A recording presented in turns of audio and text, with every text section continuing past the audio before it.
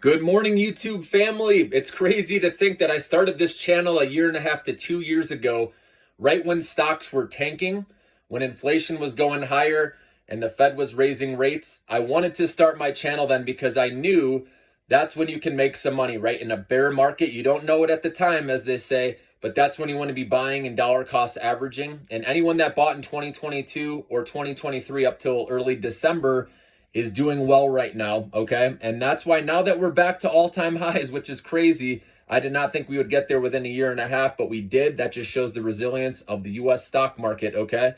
But this is not the time to be aggressive, especially in those big cap names where we've seen insane rallies like with Nvidia, right, with Microsoft. Even though I believe these will still be long-term winners, you don't want to buy at overbought levels. There will be a pullback at some point, and you want to wait for that entry point, okay? So, and also, there's a lot of other big caps that have gone up big. So small caps are where the opportunities. You've heard me talk about this. It's going to take some time though, guys, before we get to that interest rate cut. Today, the PCE inflation data did come in slightly lighter than expected with core PCE, but it still is not enough to get the Fed to cut rates earlier, okay? So March, maybe, but I'm thinking it's more like June, July, and that's what's going to scare some investors off in the short run. But like I said, if you dollar cost average over the next couple months, right, you're going to be happy you did when the Fed eventually does cut rates. But it's going to be, again, an annoying time period, right, where people are like, why is my 20-year treasury bond going down right now, right? Or why are these small caps not doing anything yet?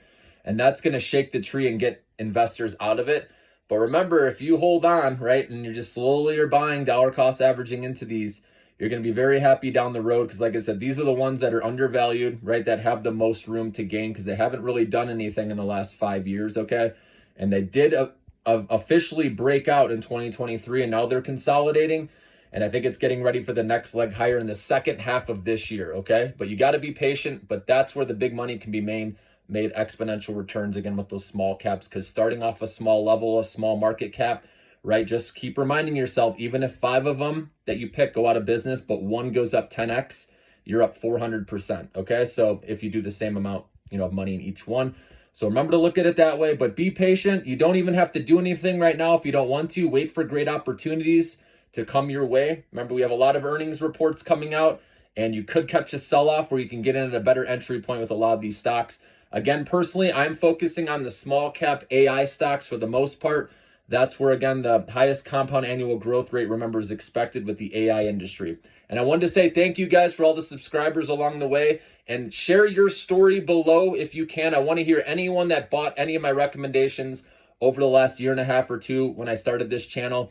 Please share your story here. I'd love to hear it.